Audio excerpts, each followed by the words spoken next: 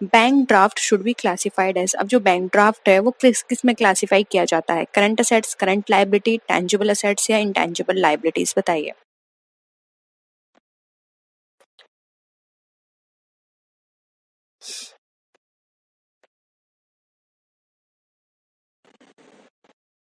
देखिए, bank overdraft facility हमें bank से प्रोवाइड की जाती है और ये हमारे लिए क्या है, एक तरह से लायबिलिटी है, और वो भी करंट लायबिलिटी, जिसका पेमेंट हमें लेस देन 1 ईयर में करना होगा। ठीक है, तो ये करंट लायबिलिटी में क्लासिफाई की जाएगी। ऑप्शन बी यहाँ पे हमारा करेक्ट आंसर है। नेक्स्ट क्वेश्चन है, assets appearing in the books but having no value are known as, यानी कि ऐसी असेट्स जो कि दिखाई तो जाती हैं बुक्स के अंदर लेकिन उनकी कोई वैल्यू नहीं होती है, उन्हें क्या कहते हैं? Wasting assets, intangible assets, current assets या फिर फिक्टिशियस असेट्स, बताइए।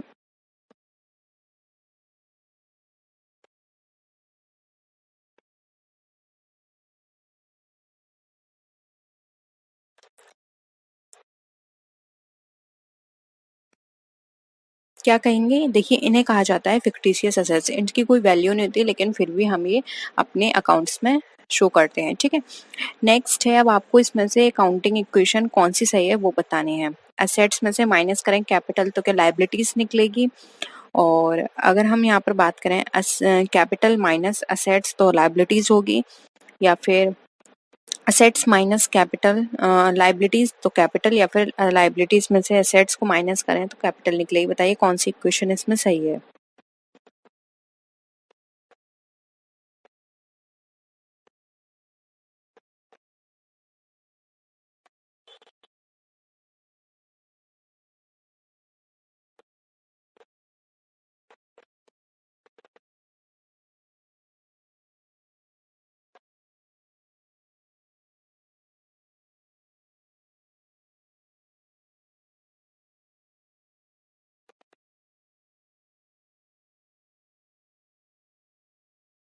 देखिए, यहाँ पे क्वेश्चन हमारी सी सही होगी, क्योंकि असेट्स में से जब हम लायबिलिटीज माइनस करेंगे तो रिमेनिंग जो भी डिफरेंस बचेगा वो हमारा कहलाता है कैपिटल का डिफरेंस। ठीक है, ऑप्शन सी यहाँ पे हमारा करेक्ट है।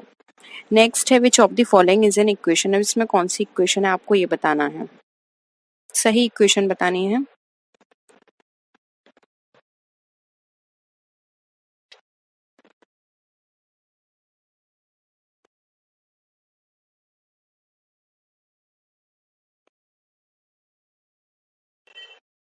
देखिए कौन सी है, D, assets equal to equities minus liabilities. ठीक है, नेक्स्ट है, which of the following transaction will result in decrease in assets and decrease in liability, यानी कि आपको एक ऐसे ट्रांजेक्शन बताना है जिसमें हमारी असेट्स भी कम हो रही हैं और लायबिलिटीज भी कम हो रही है। बताइए, अगर हम प्रॉमिसरी नोट का पेमेंट करते हैं, वो material return to supplier on account, redemption of debenture, या फिर ऑल ऑफ दीज।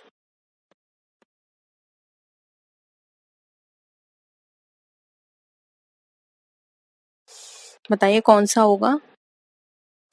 देखिए, यहाँ पे राइट आंसर हो जाएगा ए, क्योंकि देखिए प्रॉमिसरी नोट हमारे करंट लायबिलिटी का पार्ट है, अगर हम इसका पेमेंट करेंगे तो करंट लायबिलिटी कम हो जाएगी। ठीक है, और पेमेंट कर रहे हैं तो कैश या बैंक के थ्रू करेंगे तो हमारी एसेट्स भी कम हो जाएंगे। ठीक है, तो ऑप्शन ए यहाँ पे हमारा करेक्ट है। नेक्स्ट है, डेप्रिसिएशन अगर ट्रायल बैलेंस में दिखाया जाता है तो उसका फाइनल अकाउंट बनाते समय क्या ट्रीटमेंट करेंगे? प्रॉफिट एंड लॉस अकाउंट में शो करेंगे, बैलेंस शीट में शो करेंगे, या फिर profit and loss account and balance sheet, या फिर प्रॉफिट एंड लॉस अकाउंट और बैलेंस शीट, बताइए। और लिखा है इसमें और इसमें एंड है।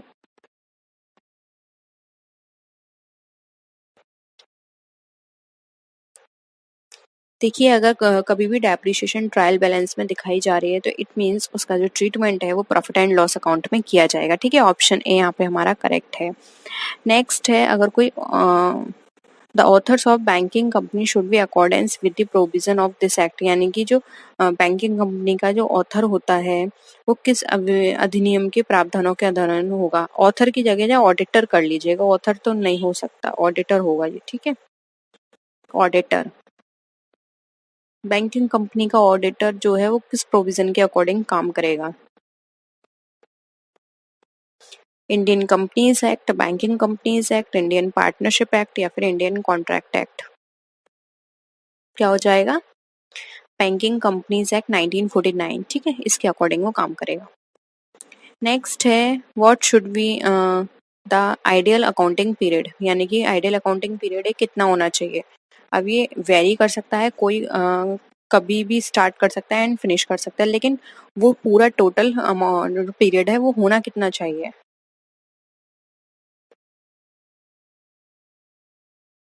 क्या होगा, 1 ईयर, ठीक है, 1 साल का होगा। फिर आप कोई फेस्टिवल टू फेस्टिवल लो, या जनवरी से दिसंबर लो, या फिर आप अप्रैल से मार्च लो, कुछ भी ले सकते हो, लेकिन 1 साल का होना चाहिए, ठीक है। नेक्स्ट है, what type of transactions are recorded accounted for in accounting, यानी कि किस तरह के ट्रांजेक्शन्स हमारे अकाउंटिंग में किए जाते हैं, जो क्वालिटेटिव होते हैं, सब्जेक्टिव होते हैं, जो बिजी होते हैं मनी में। बिजी का मतलब यहाँ पर ये है जो उसमें मनी में उसको हम डिफाइन करें, या फिर नन ऑफ दीज।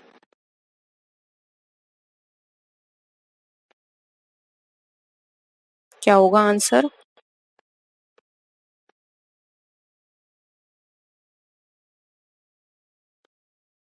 देखिए राइट आंसर हो जाएगा सी, जो मनी में एक्सप्रेस किए जाते हैं सिर्फ उन्हीं का ट्रीटमेंट यहाँ किया जाता है, ठीक है, यानी मॉनेटरी एस्पेक्ट का।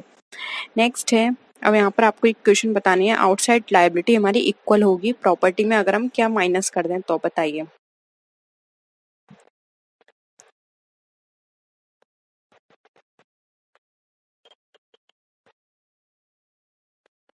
क्या हो जाएगा, ऑप्शन ए कैपिटल, ठीक है। बाकी ये हमारे क्रेडिटर भी हमारा आउटसाइड लायबिलिटी में कंसिडर किया जाएगा, ठीक है। तो और कैश और डेटर तो होने से रहा, तो ऑप्शन ए आ जाएगा कैपिटल। नेक्स्ट है, अब आपको ये बताना है किस वैल्यू पर जो हमारे अकाउंटिंग है, आर्टिकल अकाउंटिंग, वो रिकॉर्ड किए जाते हैं, रियल वैल्यू, नॉमिनल, फाइनेंशियल, या फिर नन ऑफ दीज।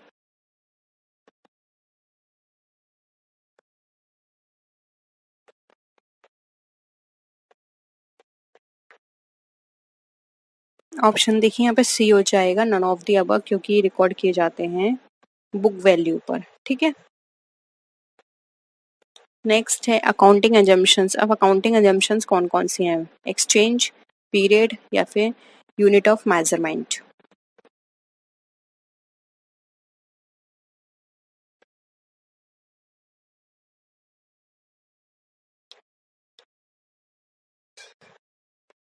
क्या होगा, ऑल ऑफ दीज हो जाएगा, क्योंकि देखिए यहाँ पे अगर हम बात करें एजम्पशंस की, तो हम मेजरमेंट की बात करते हैं, एक्सचेंज की बात करते हैं, पीरियड की भी बात करते हैं, क्योंकि ये सारी ही हमारी अकाउंटिंग से कंसर्न है। क्योंकि अभी मैंने बात करी, एक पर्टिकुलर पीरियड होता है यानी कि 1 ईयर, एक्सचेंज होगा यानी कि मनी का यूज होगा इसमें, यानी कि आप गुड दे रहे हो तो आप मनी ले रहे हो, और यूनिटी ऑफ मेजरमेंट यानी कि जो भी आप एक्सचेंज कर रहे हो उसका एक अमाउंट होगा, ठीक है, बार्टर सिस्टम नहीं, एक अमाउंट होगा, ठीक है, यूनिट ऑफ मेजरमेंट होगा, तो ऑप्शन डी है। नेक्स्ट है, dash is included in the revenue, revenue में क्या चीज इंक्लूड की जाएगी, income receivable, income received, income receivable and received, या फिर नन ऑफ दीज।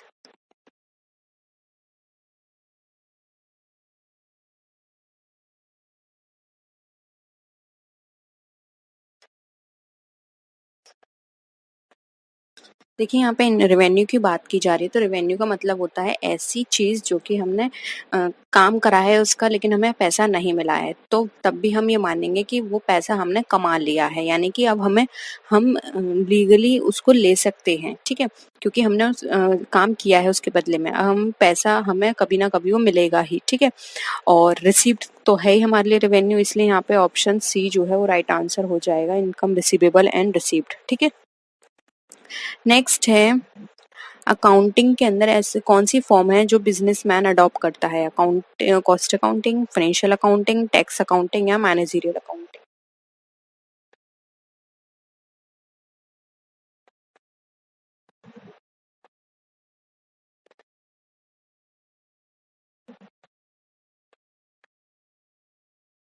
क्या हो जाएगा, ऑप्शन बी फाइनेंशियल अकाउंटिंग, क्योंकि एक बिजनेसमैन के लिए ये इम्पोर्टेंट होता है कि वो अपने जो भी फाइनल अकाउंट है उनकी फाइनेंशियल पोजीशन जाने, तो इसलिए वो फाइनेंशियल अकाउंटिंग फॉलो करता है, ठीक है। नेक्स्ट है, which form of accounting is adopted to find the cost of a productive community. बताइए, किसी भी प्रोडक्टिव कमोडिटी के लिए हमें कॉस्ट फाइंड आउट करनी है, तो उसके लिए हम कौन सी अकाउंटिंग अडॉप्ट करेंगे।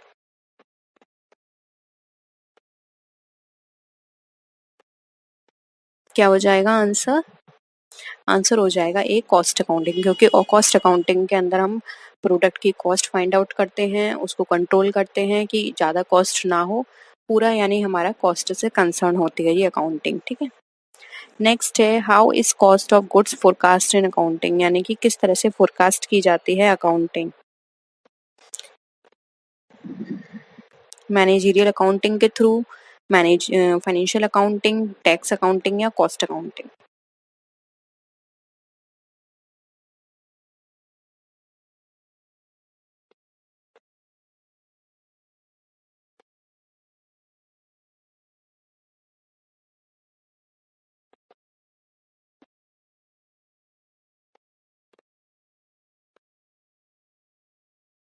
बताइए।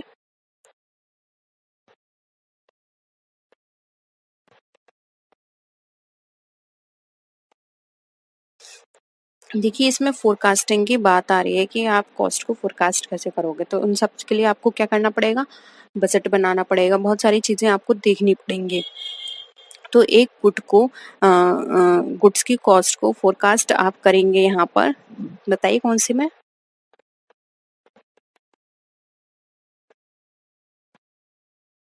कॉस्ट अकाउंटिंग में, ठीक है। नेक्स्ट है what form of accounting is done keeping in mind the value converted, अब हमें कौन सा यहाँ पे अकाउंटिंग माइंड में रखनी है जब हम अपनी करेंसी को कन्वर्ट करेंगे।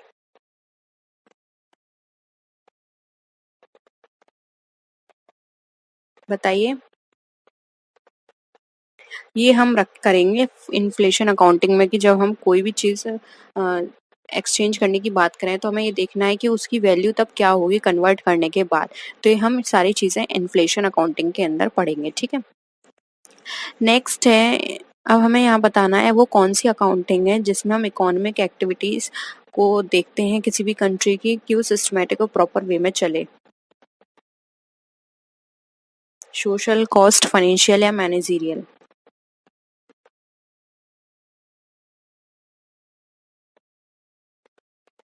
क्या हो जाएगा? ऑप्शन डी मैनेजरियल अकाउंटिंग, ठीक है। सिस्टमेटिक एंड प्रॉपर बेस की बात की जा रही है।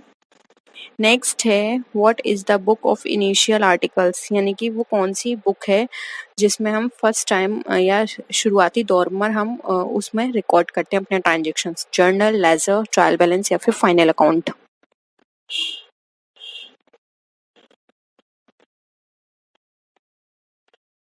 इसे क्या कहेंगे? जर्नल। ऑप्शन ए करेक्ट है। नेक्स्ट है how many columns are prepared when preparing a journal, जब जर्नल है ये, जब हम जर्नल प्रिपेयर करते हैं तो कितने कॉलम्स प्रिपेयर करते हैं? 7, 5, 3, 4।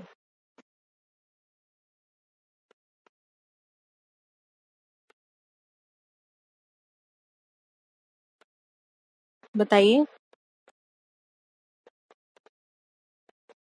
देखिए राइट आंसर हो जाएगा 5। अब 5 कैसे है तो देखिए हम इस तरह परफॉर्मा बनाते हैं 1, 2, 3, 4। देखिए ये फर्स्ट होता है हमारा डेट का, ये पर्टिकुलर्स, ये लेजर फोलियो LF, और ये अमाउंट होता है डेबिट का, ये अमाउंट होता है क्रेडिट का। तो कितने हो गए? 1, 2, 3, 4, 5। 5 हो गए कॉलम। तो 5 कॉलम हम इसके अंदर प्रिपेयर करते हैं, ठीक है। अब आपको बताना है कि कितने तरह के अकाउंट होते हैं, 2, 4, 3, 5।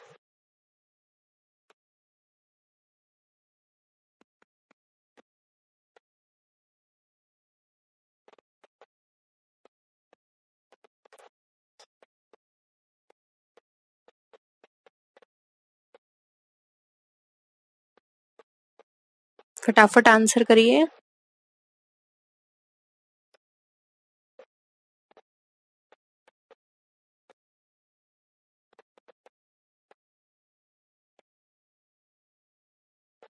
क्या होगा? देखिए यहाँ पे अकाउंट की बात करें तो टोटल हमारे 3 अकाउंट होते हैं। अब वो कौन-कौन से हैं तो ये आपको पता होना चाहिए। एक होता है हमारा पर्सनल अकाउंट, ठीक है। दूसरा होता है हमारा रियल अकाउंट। तीसरा होता है हमारा नॉमिनल अकाउंट, ठीक है, 3 अकाउंट होते हैं, इन तीनों के बेस पे ही हमारी सारी एंट्रीज की जाती हैं। ठीक है, तो ऑप्शन क्या हो जाएगा? सी, जो कि है हमारा 3। नेक्स्ट है, अब आपको वो रिसिप्ट बतानी है, सॉरी, वो रेसिपिएंट जो कि डेटर कहा जाता है और पे को क्रेडिटर कहते हैं, ये रूल किस में अकाउंट में चलता है? यानी कि पाने वाले को हम कहेंगे ऋणी, देने वाले को धनी, ये किस में कहेंगे? रियल अकाउंट के अंदर, पर्सनल, ट्रेडिंग या फिर इनकम एंड एक्सपेंडिचर अकाउंट? बताइए।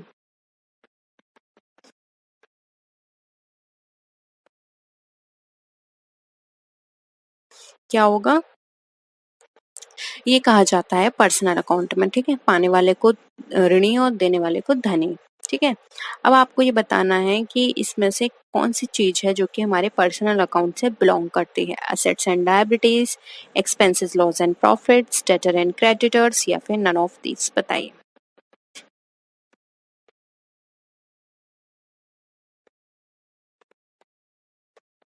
जल्दी से आंसर करिए, बहुत इजी है और अभी मैंने आपको बताया तो एक आपको आइडिया लग गया होगा कि इसमें अब क्या सा आंसर आएगा। ठीक है, क्या होगा आंसर? आंसर देखिए सी हो जाएगा, क्योंकि इसमें अभी हमने क्या करी, पाने वाले को ऋणी, देने वाले को धनी, तो वो डेटर और क्रेडिटर कहा जा रहा है, तो डेटर एंड क्रेडिटर्स हमारे पर्सनल अकाउंट में आएंगे। ठीक है, नेक्स्ट देखिए, कैश अकाउंट। अब एक कैश अकाउंट किस तरह का अकाउंट है? रियल है, पर्सनल है, नॉमिनल है या नॉन ऑफ दीज?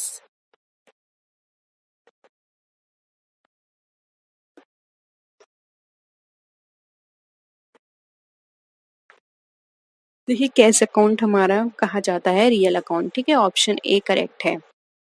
नेक्स्ट है, machine purchase should be debited. अब अगर हमने मशीन परचेज किया है तो वो डेबिट की जाएगी किस अकाउंट से? Machinery account, goods account, plant account या फिर fund, none of this? Entry बना लीजिए, आप इजिली इसका आंसर कर पाएंगे। फिर क्या होगी एंट्री? एंट्री बताइए चलिए जल्दी से सब लोग, पूरी एंट्री चाहिए मुझे।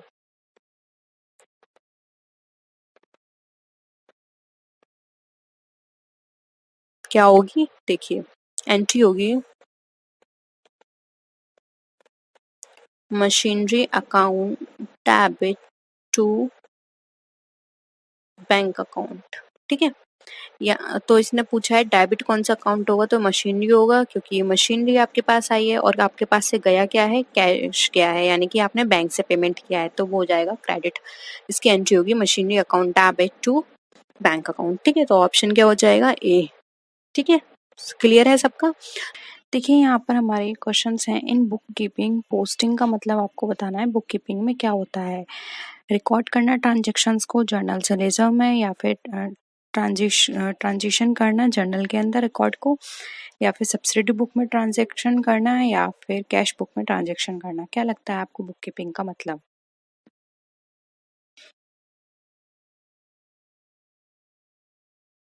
सॉरी, बुक कीपिंग नहीं, पोस्टिंग। ठीक है, तो देखिए, पोस्टिंग हमारी कही जाती है जब भी हम जर्नल से लेजर में ट्रांसफर करते हैं, ट्रांजेक्शन्स करते हैं। ठीक है, तो ऑप्शन ए यहाँ पे हमारा राइट आंसर हो जाएगा।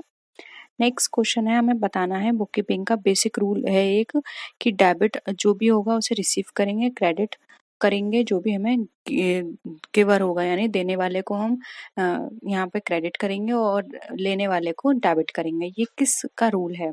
नॉमिनल अकाउंट का, रियल का, पर्सनल का या फिर ड्राइंग का?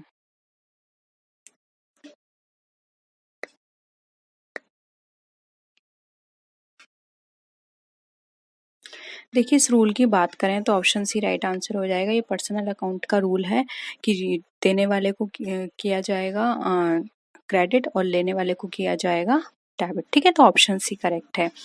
नेक्स्ट क्वेश्चन देखिए, revenue is consider as being earn. अब जो रेवेन्यू हमारा कंसिडर कर लिया जाता है अर्न किया हुआ कब? जब हम कैश रिसीव कर लेते हैं, प्रोडक्शन रिसीव हो कंप्लीट हो जाता है, सेल इफेक्ट होते हैं, या फिर परचेस इट डन? बताइए।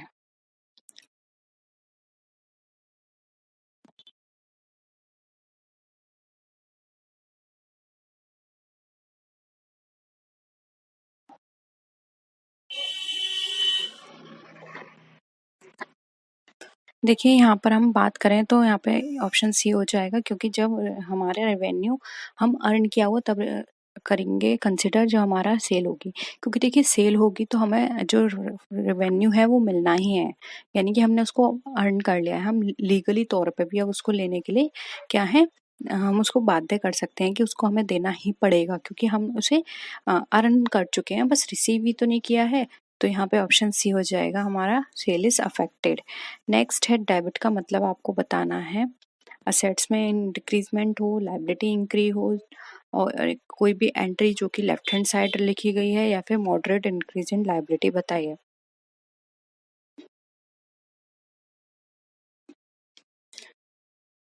देखिए डेबिट का मतलब होता है हम कोई भी अकाउंट बनाए और उसके डेबिट साइड में उस एंट्री को लिखें या फिर लेफ्ट हैंड साइड में, तो ऑप्शन सी यहाँ पे हमारा करेक्ट हो जाएगा।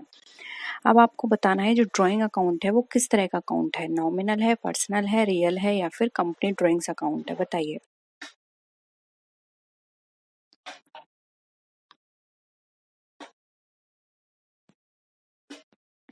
देखिए यहाँ आंसर की बात करें तो बी हो जाएगा, पर्सनल अकाउंट, क्योंकि ड्राइंग जो है वो यहाँ पे हम बात करें तो आर्टिफिशियल पर्सन है, ठीक है, यानी कि पर्सन से कंसर्न है इस ड्राइंग का, तो ऑप्शन सी यहाँ पे वो सॉरी बी यहाँ पे हमारा राइट आंसर हो जाएगा। नेक्स्ट है which of the following is related to nominal account. अब नॉमिनल अकाउंट से क्या रिलेटेड है, देखिए नॉमिनल अकाउंट का मैं बता दूं तो नॉमिनल अकाउंट वो अकाउंट होता है जिस में हमारे सारे एक्सपेंसेस, लॉसेस, गेन, रेवेन्यूज, ये सारी चीजें इंक्लूड की जाती हैं। अब आप इजीली बता सकते हैं क्या है।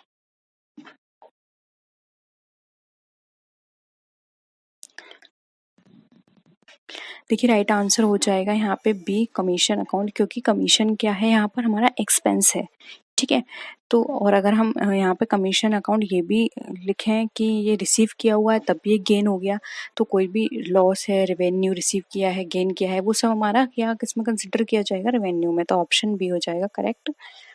नेक्स्ट है गुडविल अकाउंट। अब गुडविल हमारा कैसा अकाउंट है,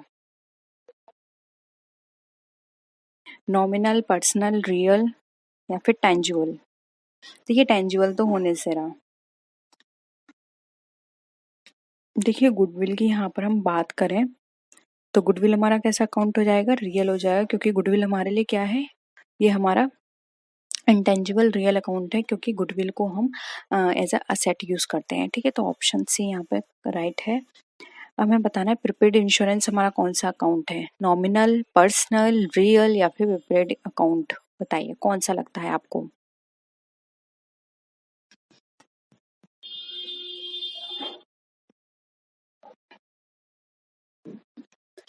देखिए यहाँ पे प्रीपेड इंश्योरेंस की बात करें तो ये हमारा पर्सनल अकाउंट है, क्योंकि देखिए प्रीपेड इंश्योरेंस हमारा किससे कंसर्न है, यहाँ पे एक पर्सन से कंसर्न है, और यहाँ पर जो प्रीपेड सॉरी जो यहाँ पर हम प्रीपेड इंश्योरेंस की बात कर रहे हैं, सॉरी। देखिए प्रीपेड इंश्योरेंस की बात करें तो प्रीपेड इंश्योरेंस हमारा कैसा अकाउंट हो जाएगा, ये हमारा नॉमिनल अकाउंट है, ठीक है, क्योंकि यहाँ पर ये हमारा किस तरह का काम कर रहा है, हमारे लिए असेट्स का काम कर रहा है, ठीक है। तो हमने यहाँ पे इंश्योरेंस जो है वो एडवांस में पे किया हुआ है, तो ये यहाँ पर हमारे लिए नॉमिनल अकाउंट है, ठीक है, तो ऑप्शन कौन सा हो जाएगा, ए, ठीक है। नेक्स्ट है अकॉर्डिंग टू गोइंग कंसर्न। अब गोइंग कंसर्न के अकॉर्डिंग आपको ये बताना है एक बिजनेस एंटिटी का क्या मतलब होता है, वो हम कैसे कंसिडर करेंगे, लॉन्ग लाइफ की तरह, शॉर्ट लाइफ, एक इंडेफिनिट लाइफ, या फिर अ मीडियम लाइफ।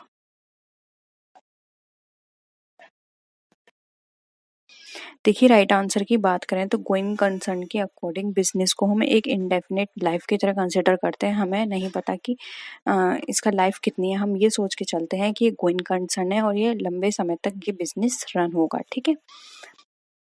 अब बताइए कंटिजेंट लायबिलिटी हम बैलेंस शीट में कहाँ शो करते हैं, किस कॉन्सेप्ट के अकॉर्डिंग शो की जाएगी, convention of consistency, convention of materiality, convention of disclosure, या फिर convention of adventure.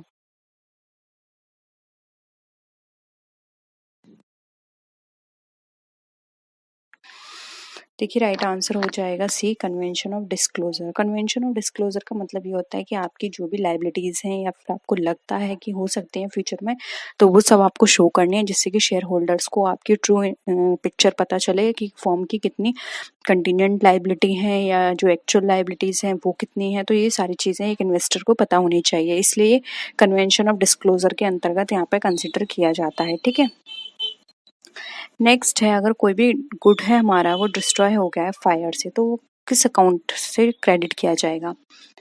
Purchase account, sales account, loss by fire, goods by fire account या फिर इंश्योरेंस अकाउंट? देखिए loss by fire of goods तो ये तो हो नहीं सकता, क्योंकि ये लॉस है और सारे लॉसेस हमारे क्या होते हैं, डेबिट होते हैं। ठीक है, और यहाँ पूछा गया है क्रेडिट। बताइए। देखिए राइट आंसर हो जाएगा ए, क्योंकि कोई भी गुड हमारा डिस्ट्रॉय हुआ है फायर से, तो वही गुड होगा जो भी हमने परचेस किया होगा। तो क्या हमारी इफेक्ट हुई, परचेस इफेक्ट हुई इससे, इसलिए यहाँ पे हमारा क्वेश्चन जो है वो क्रेडिट किसको किया जाएगा, तो वो किया जाएगा परचेस से। तो एंट्री होगी loss of goods by fire account debit to purchase account. ठीक है, नेक्स्ट है, which of the following book should be use to record purchase of furniture on credit? यानी कि जब हम फर्नीचर को परचेज करते हैं क्रेडिट पर, तो हम कौन सी बुक यूज करेंगे? Cash book, journal, purchase book या फिर सेल्स बुक? देखिए यहाँ पे बुक की बात की जा रही है, तो जर्नल तो होने से, जर्नल तो हर चीज में, कोई भी काम करें हम सब में यूज होगा। सेल्स बुक हो नहीं सकती, क्योंकि यहाँ पे सेल की बात नहीं की जा रही, परचेस की बात की जा रही है। राइट आंसर हो जाएगा सी, परचेस बुक, क्योंकि यहाँ पे क्रेडिट पर बात की जा रही है, कैश बुक भी नहीं होगा। ठीक है, तो ऑप्शन सी हो जाएगा। नेक्स्ट है, the credit balance in bank account is. अब बैंक अकाउंट में क्रेडिट बैलेंस हमारा क्या शो करता है?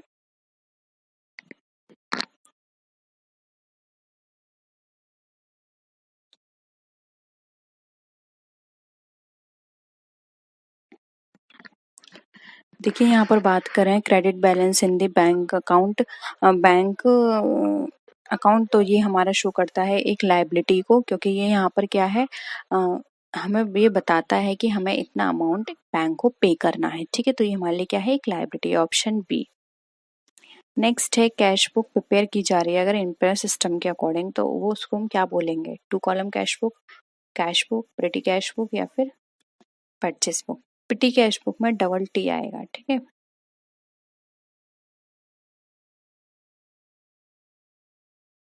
क्या हो जाएगा? आंसर हो जाएगा सी, पेटी कैश बुक इसके अंदर प्रिपेयर की जाती है इम्प्रेस सिस्टम में। ठीक है, जिसमें छोटे छोटे ट्रांजेक्शन्स को तभी रिकॉर्ड करते हैं। नेक्स्ट है, the statement send along with purchase return. अब हम परचेस रिटर्न के समय एक स्टेटमेंट भेजते हैं, उसको क्या बोलते हैं? Credit note, bills payable book, debit note या फिर परचेस रिटर्न बुक? देखिए यहाँ पे परचेस रिटर्न की बात की गई है, तो परचेस रिटर्न के साथ हम डेबिट नोट भेजते हैं, जिसमें सारी चीज़ें लिखी होती हैं कि हम इतने अमाउंट का, ये अमाउंट का था और हम ये जो परचेस किया था उसको हम रिटर्न कर रहे हैं, क्योंकि इसमें कोई भी डिफेक्ट है या हमें माल पसंद नहीं आया। ठीक है, तो उसके संग भेजते हैं हम डेबिट नोट। और अगर क्रेडिट रिटर्न की, वो सॉरी सेल्स रिटर्न की बात की जाएगी, तो उसके संग आता है क्रेडिट नोट। ठीक है, नेक्स्ट है, स्टॉक इज वैल्यूड। ये तो बहुत सिंपल है, स्टॉक हमारा किस पे वैल्यू किया जाता है?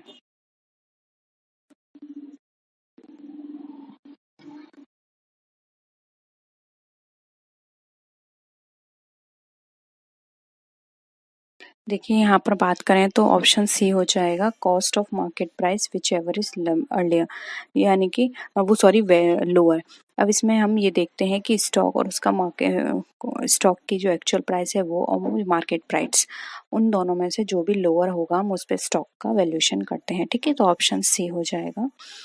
नेक्स्ट है, अब कोई भी अर्नड इनकम है वो हमारे लिए क्या बताती है?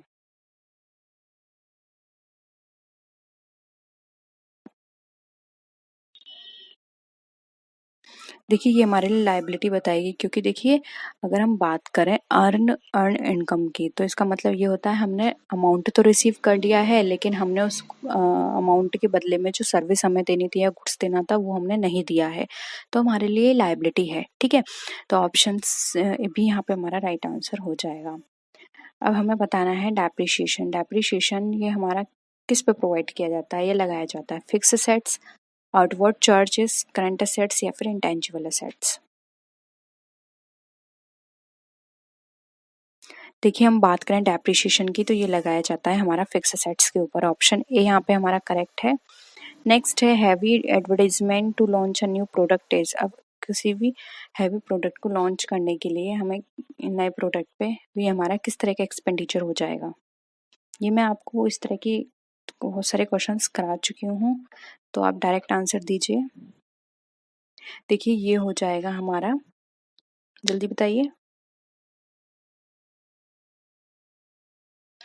डेफर्ड रेवेन्यू एक्सपेंडिचर, और इसको हम धीरे धीरे करके राइट ऑफ करेंगे, ठीक है। अब है प्रोविजन फॉर बैड डेट। हमने कोई भी प्रोविजन बैड डेट के लिए बनाया है तो वो किस पे कैलकुलेट किया जाएगा।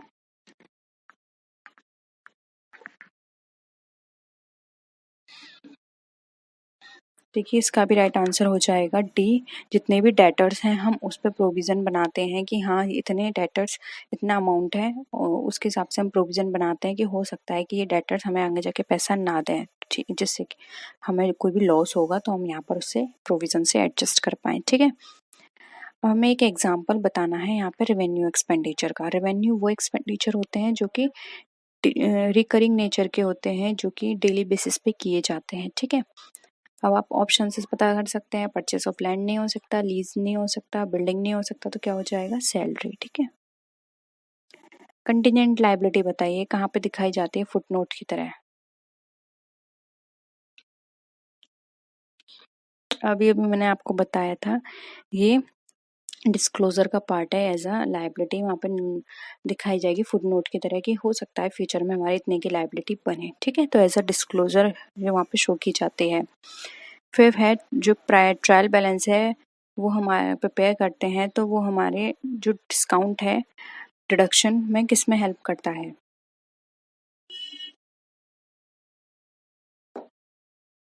किस में करेगा हेल्प।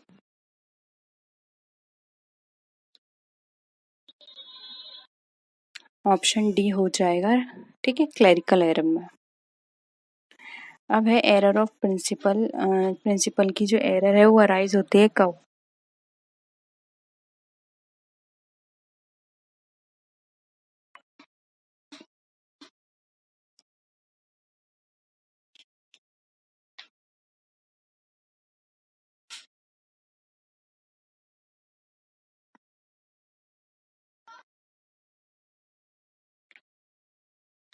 क्या हो जाएगा इसका आंसर। देखिए यहाँ पर प्रिंसिपल एरर की बात की जा रही है, तो देखिए ऑप्शंस में है कि प्रॉपर डिस्टिंक्शन नहीं होगा कैपिटल रेवेन्यू में, तो ये ऑप्शन हमारा बिल्कुल सही होगा। जहाँ पे नहीं पता कि कौन सा कैपिटल है कौन सा रेवेन्यू नेचर का है और हम उसमें ही उसका ट्रीटमेंट नहीं करेंगे तो हमारा प्रिंसिपल एरर रॉन्ग हो जाएगा, ठीक है। तो यहाँ पे ऑप्शन ए हमारा करेक्ट हो जाएगा, ठीक है। अब ये बताइए पेटी कैश बुक हमारी यूज की जाती है क्या पे करने के लिए।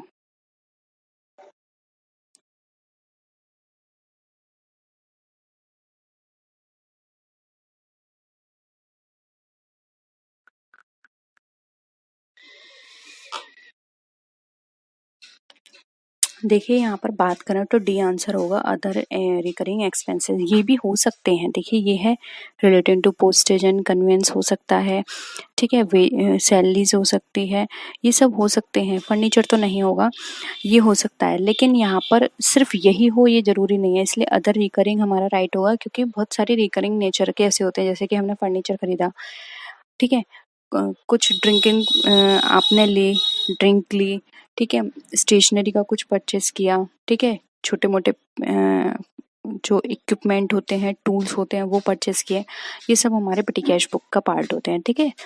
तो ये थे आज के क्वेश्चंस। होप यहाँ पे आपको बहुत सारी चीज़ें नई सीखने को मिली होंगी, कुछ क्वेश्चंस आपको रिपीट मिले होंगे, तो हो सकता है, क्योंकि इतने सारे क्वेश्चन है अब मुझे याद नहीं है मैंने आपको क्या क्या कराया है। तो और भी कोई नए क्वेश्चंस या डाउट है क्वेश्चंस में तो ज़रूर बताइएगा, हम अपने इवनिंग की क्लास में उनको डिस्कस करेंगे, ठीक है। तो नेक्स्ट वीडियो में मिलते हैं, तब तक के लिए टेक केयर।